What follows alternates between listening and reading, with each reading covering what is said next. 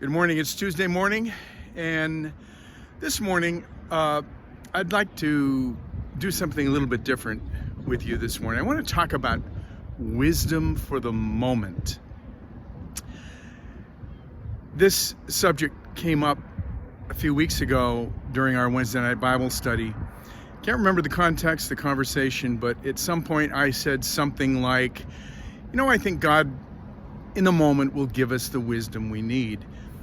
And George piped up and said, that's a great topic for a sermon, or this morning for a grab and grow, because I want to spend a little bit of time talking about wisdom in the moment.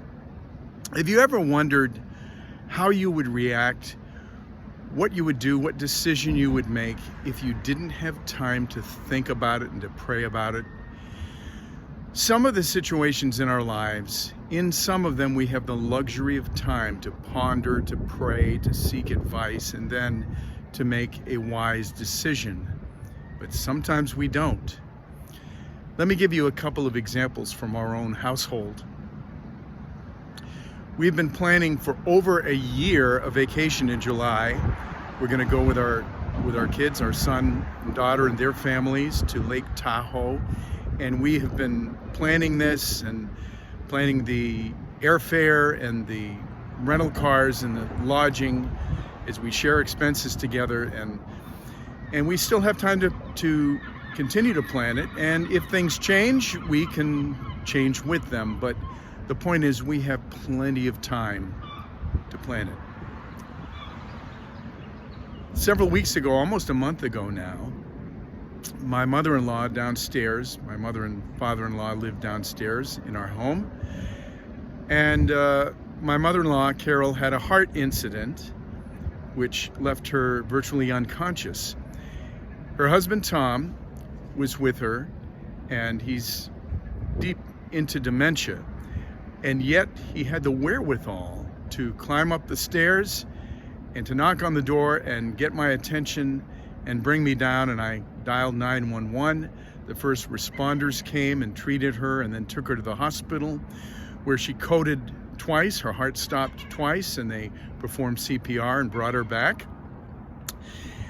And after all of that, Carol said, I guess God has work for me to do yet, because it was an amazing chain of events. Even though the situation was sudden, God put people in place, beginning with Tom and myself and first responders and a team at the hospital, to address her needs and to bring her back.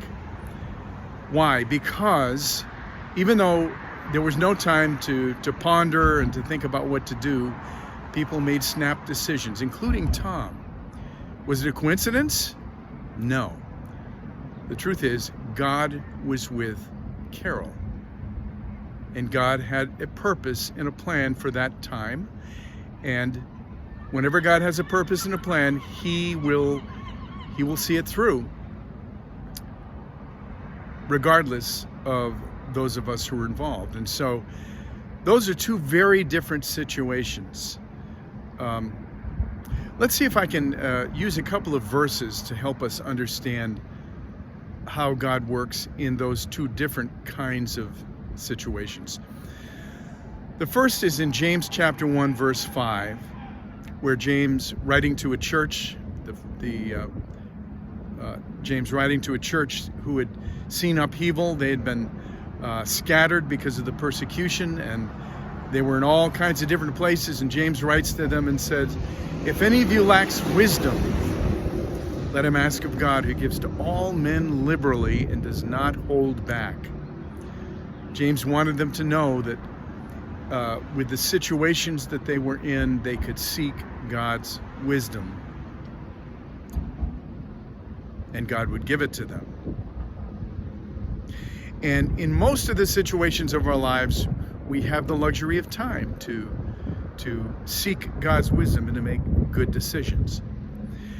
The other verse, however, comes from Matthew chapter 10, where Jesus is sending his disciples out into the world to share the good news of the gospel. And he knows as they go out, first of all, he knows that they were uneducated men, and they weren't familiar with the cities and the towns and the laws to which they were going, and he knew that they would be persecuted and brought before authorities and governors. And Jesus told them, when you go before authorities and the governors, and they will arrest you, don't worry about what you will say, because what you will say will be given to you in that very moment. For it is not you that speak, but the Spirit of God your Father who speaks through you. So there, I think, is a promise.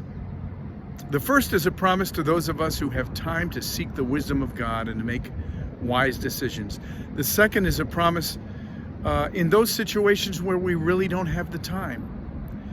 And God will give it to us in the moment, what to say, what to do.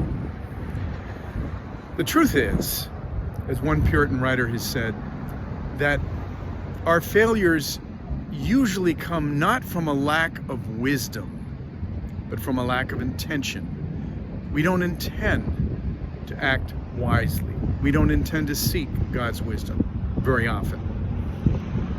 But for the most part, we have the wisdom that we need, and that's why it's so important to grow in our faith, so that our mind becomes like the mind of Christ. Our mindset, our priorities, the decisions we make are like those that Jesus would make. You know, we say, WWJD, what would Jesus do? Well, as we grow in our faith, we know, whether it's in the moment or whether it is planning for a vacation, we know what Jesus would do because we have become like Jesus. So not to worry, whatever the situation is, whether it's one that is sudden and requires a sudden act or words, God is with you in that moment. And He's also with you when you're planning wisely for your future.